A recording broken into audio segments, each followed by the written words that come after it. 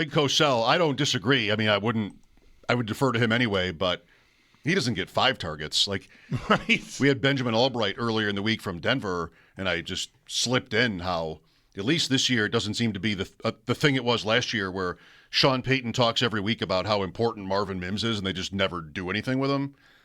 But an explosive player. This year, this year they more or less just ignore him completely without saying anything. It's a little. They don't say as much, and they do a little bit more. Oh, okay. Well, so someday he'll be an All-Pro, and they'll never mention his name. The natural progression. With us now on the West Her Hotline, Friday, 3:30 Eastern, Sam Panayotovich, Chicken Dinner podcast, esteemed longtime sports betting analyst and great friend of ours. I asked Sam earlier today, anything, we should ask you? What's on your mind? And he sent me a picture I've already received of himself with a Bills sign, which is a logo. Like, how does one come to obtain a 12 by 16 sign of just the Bills logo? Do you have all the teams sitting around over there? How does this sign exist? Don't tell Nick Wright and Chris Broussard, but I stole that out of their prop room. They had one for every team, and I stole the Bills one in August. And didn't return it. No, it's mine. It's yours now. They could pry it from my cold, dead hands. Okay. Well, I won't tell them. You raided the prop closet at FS1. Look at you. Yeah, and I'm also I'm just pouring through all the predictions now because, Friday is a big prediction day in my racket, and I'm reading an ESPN article right now with experts they use, which we can discuss maybe offline. Broncos 20, Bills 17. Broncos 27, Bills 24. Broncos 19, Bills 13. Broncos 27, Bills 21. When I hear that, I feel even better. Yeah, I think we like that when everybody's on the other side. I'm sure I'll see a graphic if the Bills win the game. Never if they don't. That's right. But if they do, I'm sure we'll have that. Total is 46.5. Denver favored by 1.5. Sam, the line moved just like last week the other way from the Bills. Is that worth thinking about? No, it's just another situation where you have these respected players betting on teams and not on Josh Allen. And all we heard Friday, Saturday, Sunday last week is, well, the Jags are a better team and they're at home. Well, in the fourth quarter, they didn't have Josh Allen. And I think that song is going to remain the same. There's a Led Zeppelin drop for you, Bulldog. Thank you. I mean, okay, you're at home, you're rested, you have Sean Payton, and your defense is good. And this matchup happened last year, and Buffalo ran for 210 yards and won by 24. Now, again, last year's meeting and this year's meeting are different. But you're going to give me Allen, and you can have Nicks. Yeah, I'm gonna take that 11 out of 10 times. Not 9, not 10. I'll take it 11 times. But the metric guys, the sharp guys, the numbers guys, they love Denver. Look, you can get Buffalo if you're a teaser player.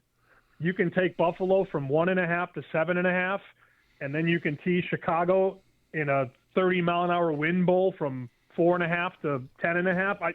I mean, a Bills teaser and a Bears teaser, I think, is a solid look. I don't understand the disrespect for the Bills, but hey, man, I'm not wavering now. This is where we want to point out, I think, if I've got it right, that the Sharps kind of got buried last week, right? Like maybe 0 for 5? Yeah, dude, the washer guy was all excited about Oregon. The washer guy ran circles around me last week. Washing machine repairman. Yeah, he had Oregon. He had – who else did he have? He had he had the Texans. He loved the Texans. And Oregon. Those were his two favorite. And he was probably on the Bears, but everybody's on the Bears these days. It was not a great week to be a Sharp. That said, though, the Sharps don't usually get smacked like that, and it doesn't usually happen in back-to-back weeks. Mm-hmm. I was wondering if there was like a pecking order for repairmen depending on what they're fixing. Like, would a washing machine guy be a better handicapper or just sort of more knowledgeable in general than somebody else, who fixes a plumber or whatever? But they didn't get very far. I like Led Zeppelin. I got in trouble on the show once for saying I loved them when we had a producer, Sam, who was furious at me because I really only sort of knew their ballads. You like the Jimmy Page mandolin songs, more than like the heavy stuff. I was told I was not allowed to say that I loved them, right? Because I didn't love all of it, or the right stuff. Said that to you? Yes, our producer Tom Sitch. Yeah. Yes, he was very serious about his opinions, which we loved. See, I'm a rain song guy personally. Yeah, me too. Right, perfect. I can love that. I think. Yeah. Yeah. Okay, good. Sam Panayotovich with us. So in terms of the Super Bowl, I mean, I know that you're already heavily in. I don't imagine you're going to want to do that much more, but I've been wrong saying that before. I think you've gone back a few times with or without the Bills in mind. What do you think of we talked to Joe yesterday about this. What do you think of the futures market? It's pretty flat. Well, I mean, if you made me pick an exacta box right now, I just pulled up like the finalist market at DraftKings. I think Bills Rams is a solid one, which ironically enough is what Jeremy White told me in the Bulldog attic the other month. He's like, "Oh, yeah, it's going to be Bills and Rams," and I was like, "Yeah, that'd be nice." That's 8-1 right now. I mean, he did call a shot, to be fair, December 19th or 20th or whatever. Yep. Jeremy said he's sitting in a recliner. The records are spinning, and he goes, "It's going to be Bills Rams." So I tend to agree with that. I didn't call it, as early as he did, but I can't do Darnold. I just can't, guys. I'm sorry. I know Joe's giving me all these stats about how good Darnold is, and I'm like, stop. These are regular season games against bad teams. I don't like Darnold personally. So if I had to pick an exacta, it'd probably be Buffalo, LA. But at the same time, like, I'm going to take 4.5 with Chicago on Sunday. So maybe I don't have an answer for you. I just want to just set the record straight. I do not have a recliner in my attic. That is a big leather club chair with an ottoman. Oh, Sorry, Bulldog. Recliner would be like too much of an old man move for that. Like, I'd fall asleep up there, and I don't go up there to nap.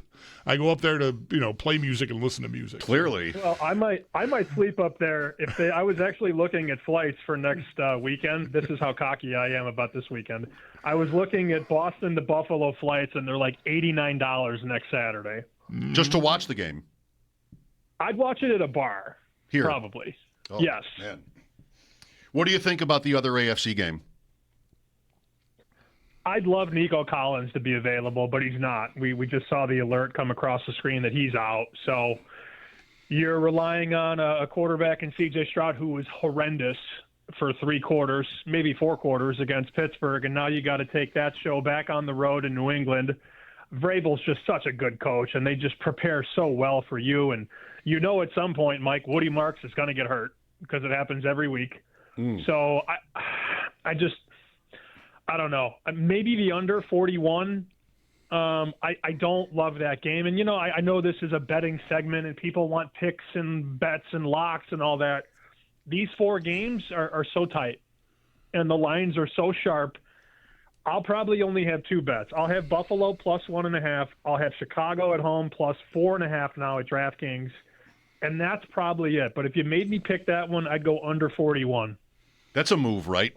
The Bears number? Because I'm looking at FanDuel and it's 3.5. So that's a move toward the Rams today?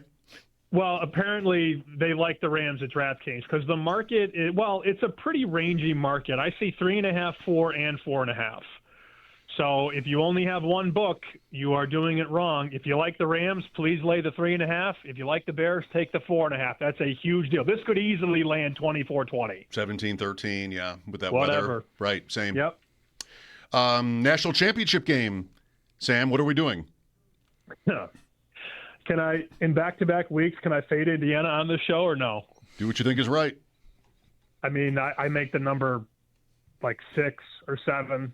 So, but again, remember, I said last week that Oregon was a good bet, and the Sharps were on Oregon, and Bulldog texted me in the second quarter, sorry. Right. Oregon, Indiana. Yeah, I mean, like, because I had guys that were like, oh, Indiana. If Indiana was a balloon, it's time to pop. And I texted that guy back, I hate you, in like the second quarter, Like, I mean, if you made this line before the playoffs started, because some of these books had like hypothetical spreads on a title game. I remember seeing Indiana -4.5 against Miami. But what have we seen? We've seen them railroad Alabama and pummel Oregon. But Miami's also beaten Ohio State and beaten A&M and beaten Ole Miss. So I feel like we've upgraded Indiana, but we haven't upgraded Miami. From 4.5 to 8.5 in 2 games, guys, that's too much for me. So I lean to Miami, but as somebody who bet against Indiana last Friday on this station, I don't feel great about it. Just we have the disclaimer, at least. People know, yeah. So, take your shot. I didn't only I texted you after, didn't Oregon's first offensive play go for a pick six? I think I texted you, whoops, when that happened. So you might have lost that in an avalanche of other people texting you. I'm sorry to hit you in a moment of, when you were maybe fragile. No, it's fine. No big deal. No big deal. I can take it. I'm a man. I'm 40. There it is. All right, Mike Gundy. Thank you, Sam. Good luck this weekend. Good luck to all of us. Let's go, Bills. Come on, Sam. Maybe we'll see you here next weekend if they get this done. Sam Panayotovich, Chicken